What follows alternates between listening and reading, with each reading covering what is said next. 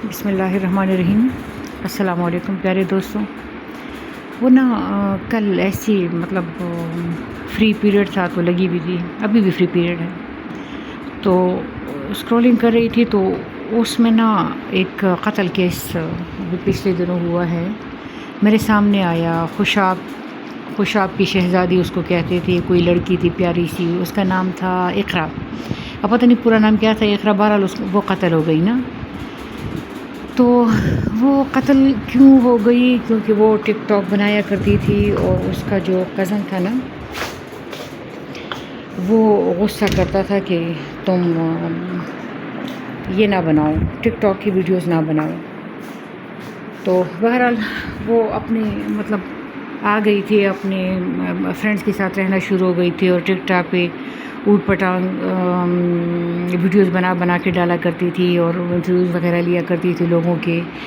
اور ماموں کے بیٹے نے آ کے اس کے چہرے پہ 9 گولیاں ماری،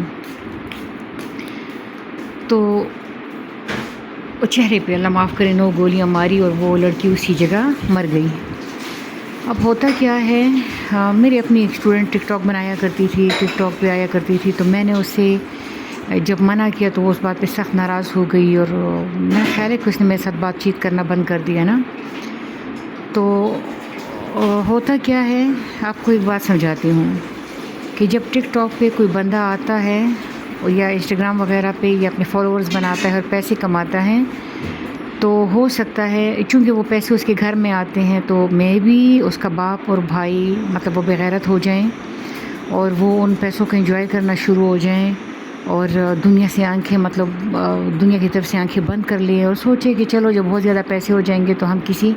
ایسی جگہ پہ شفٹ ہو جائیں گے جہاں ہمیں کوئی جانتا پہچانتا نہ ہو۔ یہ تو ہو گیا، لیکن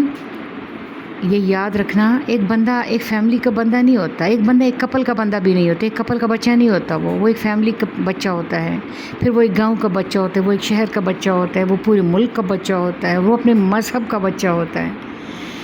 وہ پھر پوری کمیونٹی کا، اپنے مذہب کے علاوہ پوری دنیا کا وہ بچہ ہوتا ہے۔ تو وہ جواب دہ ہے اپنے اعمال کے لیے، اگر ایک کو نہیں تو دوسرے کو جواب دہ ہے۔ اللہ خیر کرے، ہم بھی کوئی ایسے وہ نہیں ہیں، لیکن کوشش کرتے ہیں کہ اپنے آپ کو ریفارم کرتے رہیں۔ تو کیا ہوا کہ اگر ایک لڑکی کے گھر میں اس کے ان کالے کرتوتوں کی وجہ سے پیسے آ رہے ہیں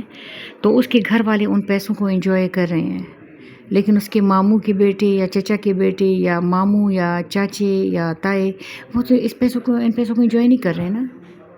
تو ان کو تو صرف تانے ملے، آپ کی بغیرتی سے بھی اس کو صرف تانے ملے۔ نتیجہ کیا ہوتا ہے کہ جب بھی ان کو موقع ملتا ہے تو وہ آ کے گولیاں مار جاتے ہیں۔ تو یہ کوئی معمولی کھیل نہیں ہے، اس بات کو سمجھیں